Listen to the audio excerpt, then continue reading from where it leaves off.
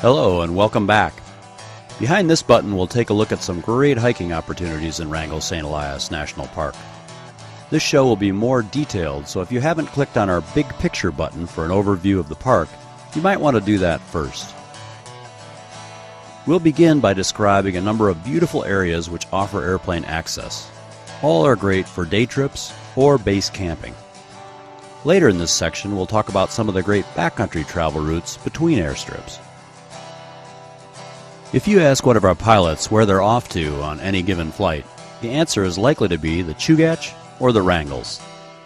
The Chitna River divides the park that way, so that's the way we'll present it here. Let's look at some Chugach or southern destinations first. Bremner Mine is an historic abandoned mine located in a high valley of the central Chugach. The day hiking here is spectacular and varied since its elevation puts it above the brush, making tundra rambling unlimited and very scenic. Within a couple of miles of the airstrip are a number of well-preserved mine buildings and associated equipment. Wandering while reflecting on the isolation of the spot and what life here must have been like is a great way to spend a day or several. Iceberg Lake gives the feeling of being much higher in the mountains than it actually is. Incredibly isolated, near the junction of several major glaciers and within view of the Bagley ice field, the immediate beauty hits home as the plane departs, leaving the visitor in absolute silence looking up at the hanging glaciers above and a glacial lake below. Depending on the time of your visit, the lake may have performed its occasional draining disappearance beneath its glacial dam, leaving a huge bowl of beached icebergs to wander among. Travel here is unlimited in all directions since the altitude and local climate leave only low alpine tundra vegetation, even in the broad valley bottoms. Alley's Valley lies between Iceberg and Bremner at the head of an almost mystically hidden and rarely explored classic Chugach Valley. Deep, lush valley walls cradle perfect campsites near the short airstrip toward the valley's top. Steamboat Hills provides wonderful rolling terrain that's great for mellow wandering. Lots of small lakes and great sheep habitat abound along these northern ridges of the Chugach, bordering the edge of the immense Chitna River Valley. T-Bay Lakes. Toward the western end of the park, near where the Chugach are bisected by the Copper River, is a steep glacially scoured valley holding an almost 10-mile-long chain of lakes. Our landing strip is at the top of the highest lake and is a great place to ramble, fish for beautiful trout, or paddle if you thought to bring your inflatable kayak. Crossing the Chitna River to our Wrangell St. Elias mountain destinations further north in the park, we find many more great getaways. We'll mention a few of our favorites, but explore the website or call the office for more suggestions. Skolai Creek has such a varied and beautiful neighborhood we could ramble on for hours. The Flight Inn sets you up for all your options as you survey the expansive Skolai Creek Valley, all the way up to its source at iceberg-filled Skolai Lake, itself a remnant of the terminus of the Russell Glacier. And oh yeah, the Russell itself is about 25 miles long, beginning at 16,400-foot Mount Bona, the first major peak of the St. Elias Mountains. Behind the airstrip, the Valley of the Seven Sisters, 7 hanging glaciers surrounding massive basalt Mount Baldwin, leads around a sweeping bend in the valley to Hole-in-the-Wall Glacier. Doubtful Creek. Depending on which route your pilot took into Skolai, you may have passed over Doubtful Creek on the shores of Nazina Lake, another iceberg-filled lake formed by a large terminal moraine. Doubtful is the starting point for hikes headed into the high country, but it's also a great spot to watch and listen for giant iceberg activity as they split, shed, and occasionally even flip over in the 2-mile-long lake. The Foss. Just a quick hop from McCarthy, you step out of the plane into another world. Located between the huge lateral moraine of the Kennecott Glacier and the towering valley walls, the Foss offers great access and views of the glacier itself, as well as access to Hidden Lake Valley, source of the mysterious annual Hidden Lake outburst flood. Wrangell Plateau. On the southern flank of the last active volcano in the region, the airstrip here sits on the edge of a broad plateau above a very steep and impressive drop into the long glacier valley. A number of beautiful ponds are scattered along the plateau as well, reflecting the dominant presence of 14,000-foot Mount Wrangell's 5-mile-long summit ridge. Limitless great camping spots make for great base camping. So, there's quite an array of outstandingly well-located airstrips in the park, but let's not forget that the vast majority of country to explore lies between landing areas. If you're considering backpacking, it'll be up to you to cover the distance between your drop-off and pickup points. But we can suggest lots of great routes to consider. Let's get a taste of hikes, ranging from the easiest to the most strenuous. Since, for the most part, the true wilderness of the Wrangell St. Elias offers routes rather than established trails, several challenges come into play. Most notably, route finding difficulties, major stream crossings, and glacier travel. Hikes which are classified as easy generally avoid these issues. For example, we mentioned Steamboat Hills in the Chugach Mountains as a base camp destination, but it offers great rolling country and easy travel for longer explorations too. On the northern edges of the park, the terrain also is more rounded and forgiving. Two great easy hikes begin or end in the old mining settlement of Shoshana. The Beaver Creek Trail traverses the Nutsoten Mountains to the Horsefell Landing Strip.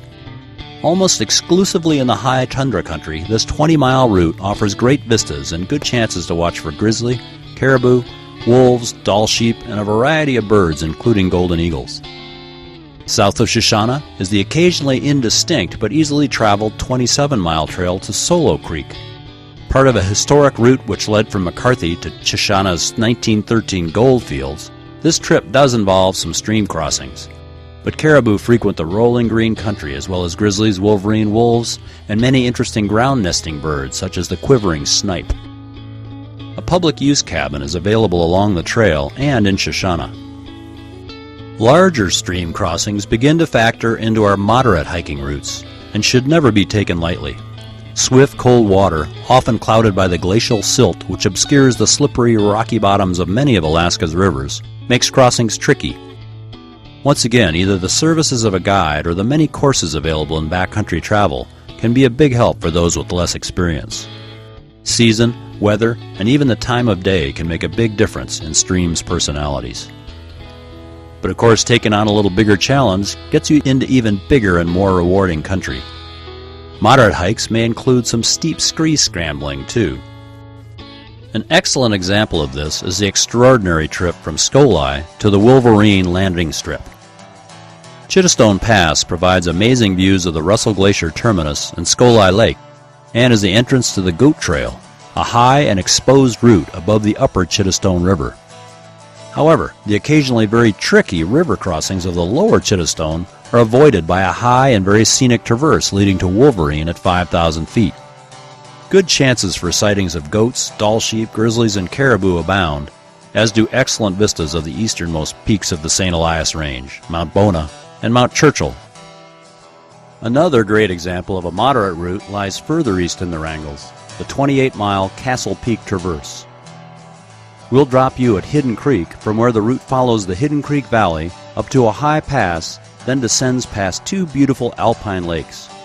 From here, the route drops into the Lackinaw Valley, following the toe of the Lackinaw Glacier, and continues along the base of Castle Peak. A steep climb takes you to a high pass at 6,000 feet. On a clear day, Mount St. Elias and Mount Logan loom behind the countless unnamed peaks standing before them. A traverse following the tracks of Dall sheep along the high ridges leads to the final destination at Tusculana Pass. From the open alpine country of this pass, enjoy opportunities for viewing black and grizzly bears, Dall sheep, wolves, foxes, and both bald and golden eagles. Moose are frequently seen in the wet tundra far below.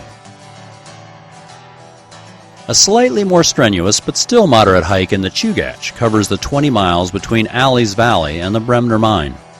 You'll be traveling through inviting green valleys and across rocky, barren, high passes. A wide variety of terrain awaits the adventurous trekker on this trip, which concludes in the historic Bremner gold mining district, worth a day or two of exploration as well. Glacier crossings are the final great challenge of travels in our neighborhood, and are likely to be involved in the routes described in our website as strenuous or extreme, along with route findings through immense alpine surroundings and the related river crossings. One note on the icy crossings included in these routes, however, is that travel tends to be on the lower ends or even terminal moraine areas of extremely long glaciers. As a result, many crevasses have resealed, and those which remain open are not hidden or bridged by seasonal snow, as is the case in a mountaineering situation at higher elevations. So what you see is what you get, which is strikingly beautiful and often forces a roundabout route, but offers far less risk of crevasse fall. The classic example of a long, strenuous route in the Wrangell St. Elias is the Southern Park Traverse. Running right down, through, and at times over the spine of the Chugach Range, it actually offers several strenuous sections which can be, but very rarely are, combined into a single epic journey of about 90 miles. Several beautiful areas with landing strips are passed en route after starting at Granite Creek near the Tana Glacier, itself a lobe of the Bagley Icefield. Iceberg Lake and Bremner Mine both offer opportunities for resupply or flyout, as well as being commendable destinations on their own. Your arrival and pickup at T-Bay Lakes, however, marks the end of a truly significant wilderness achievement. Of course, it's not necessary to traverse the entire park to experience the astonishing wilderness it offers. Whether it be a day trip, base camp, or longer backpacking trip, Wrangell Mountain Air can help you find a great destination that matches your budget and experience level. Explore the website and give us a call if you have any further questions. We look forward to helping you get out there.